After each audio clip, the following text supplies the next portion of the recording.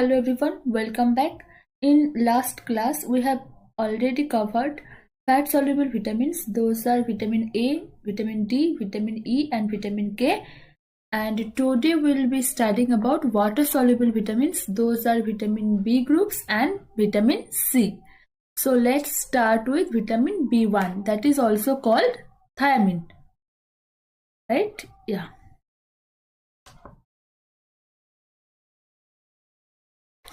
So the thiamine forms coenzyme, example TPP, that is thiamine pyrophosphate, which is essential for metabolism of carbohydrate, right?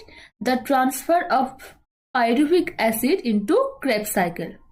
Okay, so thiamine deficiencies cause accumulation of pyruvic and lactic acid in tissue, which results into beriberi.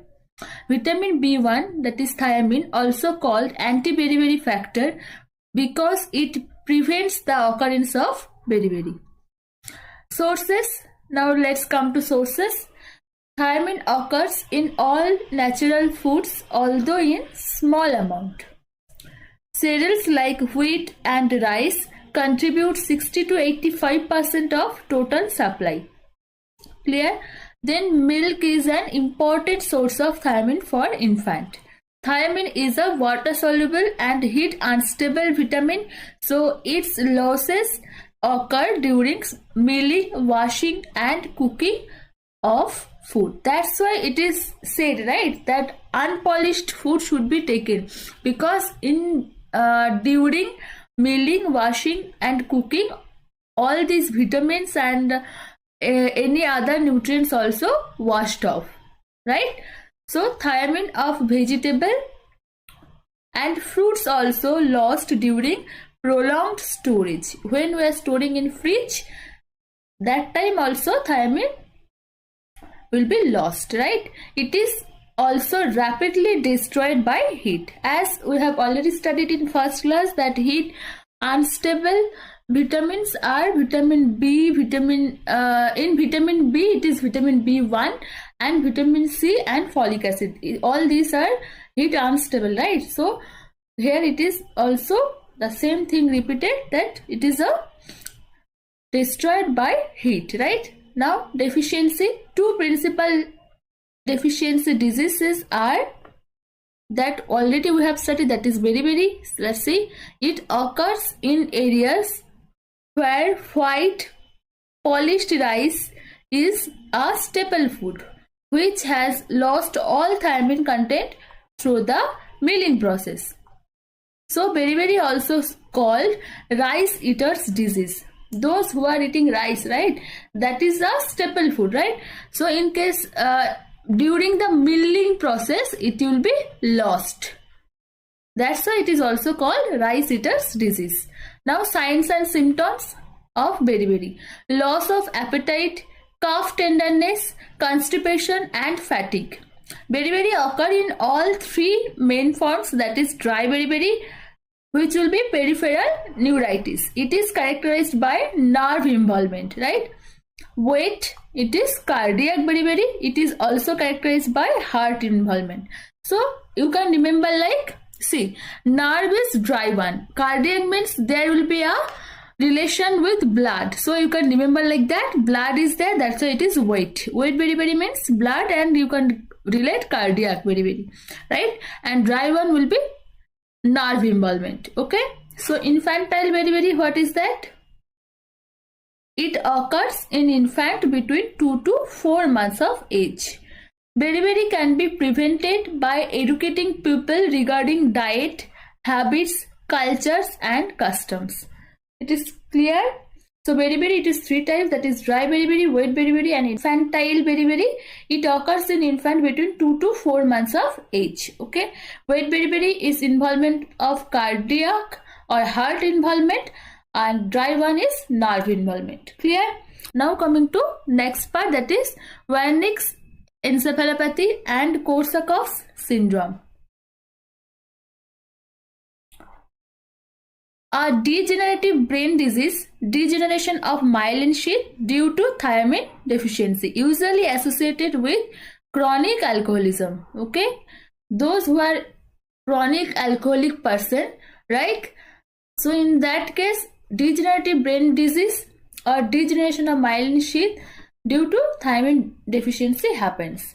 Wernicke's encephalopathy, characterized by paralysis of eye muscles, cause diplopia, polyneuritis, ataxia, and mental deterioration. Okay, so Wernicke's encephalopathy, characterized by paralysis of eye muscles, that is called diplopia, polyneuritis, ataxia, and mental deterioration. Okay. Now, patient on regular hemodialysis should give vitamin B1 supplements because it lost by urine. It is a exam purpose question, that in case if one patient is going through hemodialysis, so that time they should get vitamin B supplements because it will be lost by urine. Clear? Now coming to vitamin B2, that is also called riboflavin. Let's see. Riboflavin forms two coenzyme and enzyme activator like FMN, that is called flavin mononucleotide, and FAD, that is flavin adenine dinucleotide. Okay, that so what those coenzyme, that is FMN, flavin mononucleotide, and FAD, that is flavin adenine dinucleotide, which has a fundamental role in cellular oxidation or metabolism. Okay, so sources are, the richest natural sources are milk, egg, organ meat, liver, kidney, and green leafy vegetables. Germination increases riboflavin content of cereals or pulses. Okay, so if we are doing cereals or pulses germination, in that case riboflavin will be increased. So deficiency of riboflavin called araboflavinosis. You can remember like that. Clinical signs of araboflavinosis: angular stomatitis, inflammation of oral mucosa, cheilosis, that is fissuring and scaling of lips, glossitis, inflammation of tongue, then dysebasia, that is dysfunction of sebaceous gland. Is clear? One is angular stomatitis, then inflammation of oral mucosa, cheilosis, that is fissuring and scaling of lips, then glossitis, that is inflammation of tongue, dysebasia, that is dysfunction of sebaceous gland. Hope it is clear. Now coming to vitamin B3, that is also called niacin or nicotinic acid. Clear? Let's see. Niacin is synthesized by an essential amino acid, that is called tryptophan. About 60 mg of tryptophan is required for 1 mg of niacin.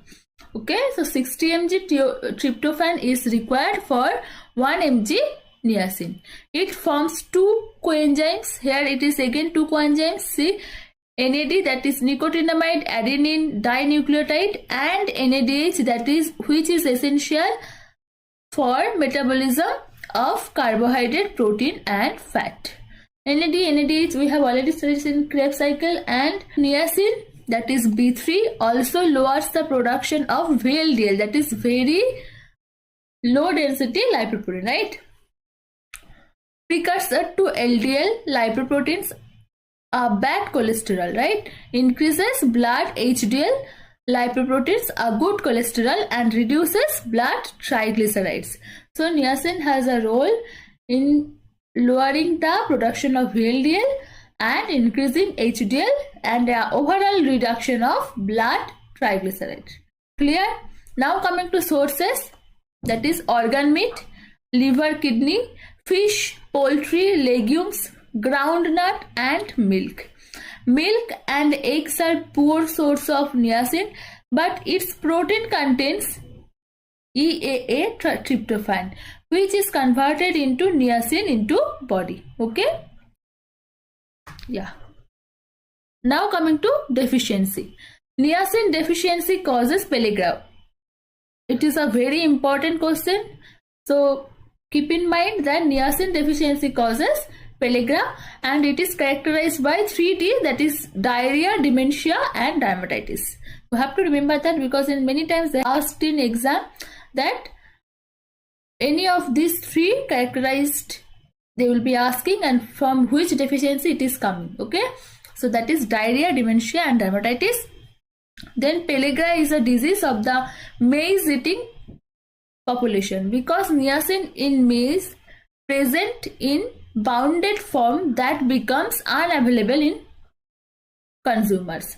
So pellagra is a maize eating population, because niacin in maize present in bordered form that becomes unavailable to consumers. It is clear? That is also important question from many previous year question paper. Okay, so you have to remember. Now vitamin B5, that is pantothenic acid. So let's see now.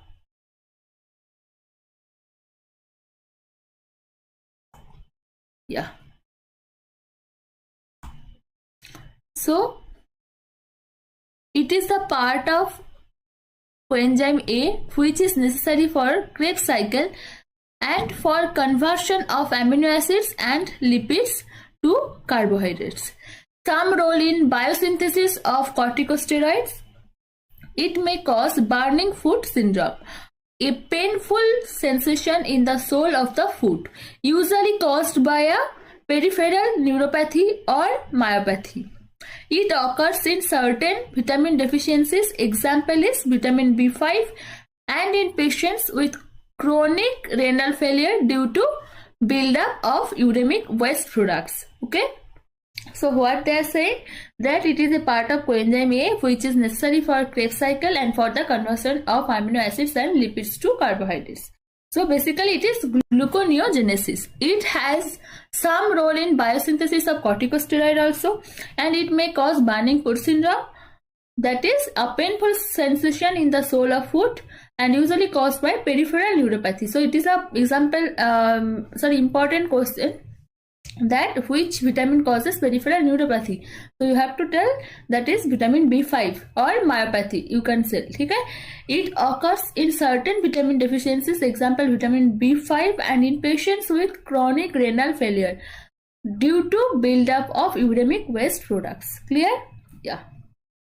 Now coming to vitamin B6, that is pyridoxamine or pyridoxine, that is it plays an important role in the metabolism of amino acids and fats through a coenzyme pyridoxal phosphate. Sources are meat, egg yolk, fish, milk cereals, then pulses or vegetables. Clear? So let's see the deficiencies. Its deficiency is associated with peripheral neuritis. An anti-tubercular drug, isoniazid, is an antagonist of pyridoxine. That's why in TB patient, like whoever is taking isoniazid, they are prescribed this pyridoxine vitamin, right? See, so to prevent peripheral neuritis in patients receiving INH, isoniazid should be provided supplementary pyridoxine, that is 10 mg per day. Okay, clear? So in TB patient we are giving vitamin B6. Now coming to vitamin B9, that is also called folic acid or folate.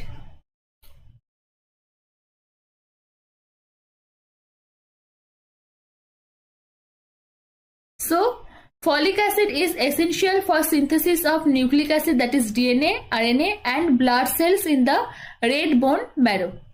Folate is rapidly absorbed from proximal part of small intestine.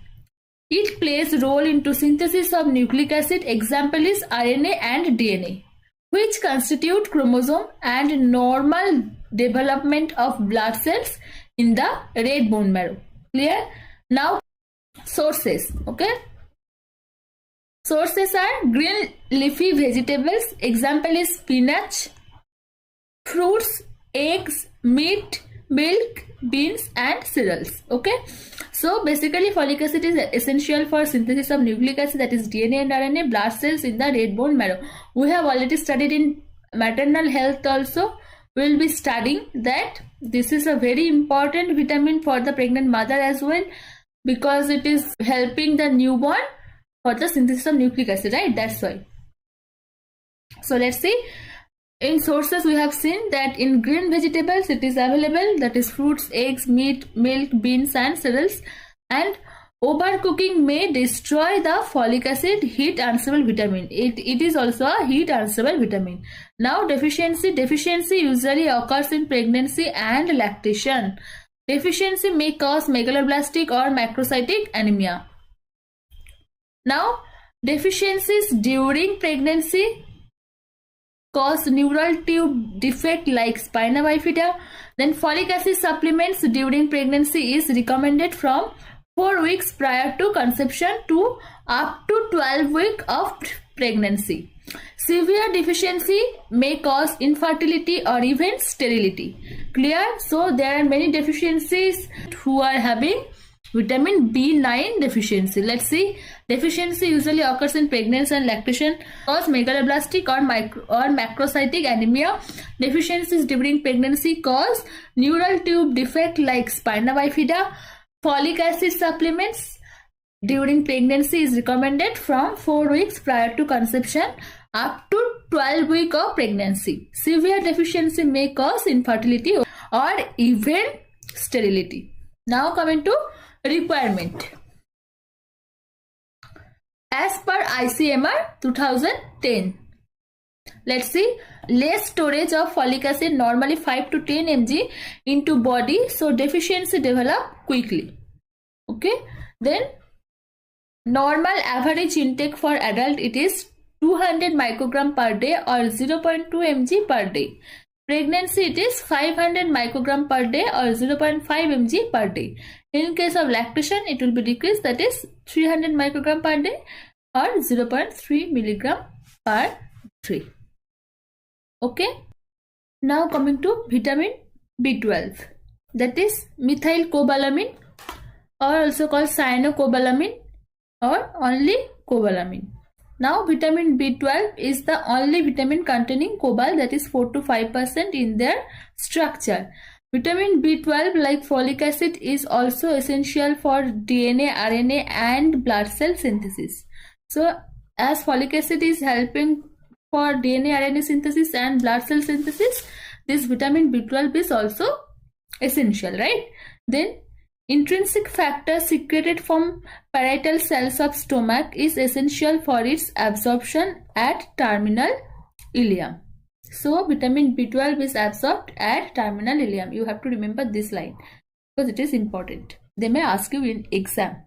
Then vitamin B12 is not found in food of vegetable origin like vitamin D. Clear?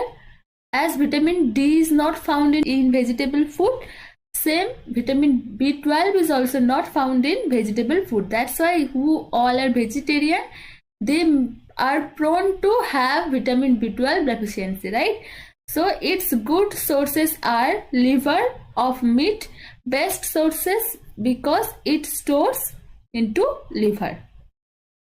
Other sources are kidney, fish, egg, milk, dairy product and meat. It is also synthesized by common cell bacteria present in colon. Then vitamin B12 is relatively heat stable at 100 degrees centigrade for 30 minutes, unlike folic acid. Folic acid is heat unstable vitamin, right? But vitamin B12, it is heat stable vitamin. Now coming to deficiencies. So first is megaloblastic anemia. This will be seen. Then demyelinating lesion in neurons of spinal cord which cause numbness and tingling in fingers. Then infertility can also happen. Now requirement: normal adult, that is male female both, 1 microgram per day. During pregnancy 1.2 microgram per day and during lactation it is 1.5 microgram per day. Hope it is clear to all of you. Vitamin B12, that is cyanocobalamin or cobalamin. Now coming to vitamin C, also called ascorbic acids.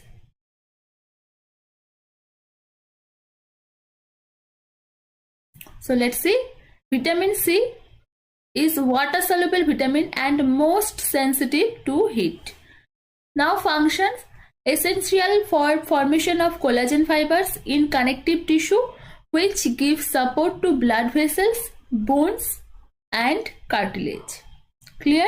So they are essential for collagen fibers, right? Many like girls or females, they are using vitamin C as a skincare product, right? We know, because it is forming the collagen fibers in connective tissue.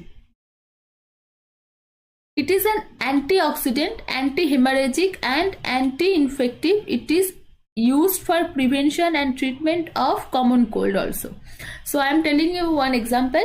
See, when any like मान लो कुछ dental procedure हुआ या कुछ minus मतलब cut हो गया या surgery हुआ, that time also you can see that doctors are prescribing antioxidant and vitamin C specially because it helps in prevention of infection, right? Anti-infective, see, and anti-hemorrhagic also, and it is also used in treatment of common cold. So it also promotes wound healing. See, it is also here already written. Then increased absorption of iron, change ferric iron into ferrous iron of vegetable sources. And who all are taking iron supplements, in that case also doctors are prescribing, as it helps iron absorption. Clear to all of you? Now coming to sources. Citrus fruits are richest source of vitamin C. Examples like amla, that is 600 milligram per 100 gram, Indian gooseberry and guava, okay, that is 212 mg per 100 gram. Now other sources are tomatoes, that is 27 milligram per 100 gram, lime, that is 63 milligram per 100 gram, orange, it is 30 milligram per 100 gram, cabbage 124 milligram per 100 gram, and cauliflower 56 milligram per 100 gram. Vitamin C present into vegetable is destroyed during cooking. It is a heat unstable vitamin, right? That's why while cooking it will be destroyed. So you have to take by fruit only. Okay. Now deficiency of vitamin C causes scurvy. Scurvy is characterized by swelled and bleeding gum, skin and joint bleeding, delayed wound healing, anemia and weakness. All these are characteristics of deficiency of vitamin C. Now excess doses of vitamin C for an extended period can interfere with absorption of vitamin B12, cause uricosuriia. Okay. Then excessive excretion of uric acid in the urine. What is uricosuriia? It is excessive excretion of uric acid in the urine, and promote formation of oxalate kidney stones. So if excess dose of vitamin C for an extended period also if you are taking, then it will be interfering with the absorption of vitamin B12 and will be caused uricosuriia, and it will promote formation of oxalate kidney stone. Clear? Now coming to daily requirements of vitamin C for an adult man and woman, that is 40 milligram per day. Pregnant woman 60 milligram, and lactating mother it is 80 milligram. So hope it is clear to all of you these water soluble vitamins, vitamin B group and vitamin C. So in next class we will be discussing about minerals. Till then keep revising these two vitamins. In last class also we have already covered fat soluble vitamins. See you soon. Keep studying, keep learning. Thank you so much.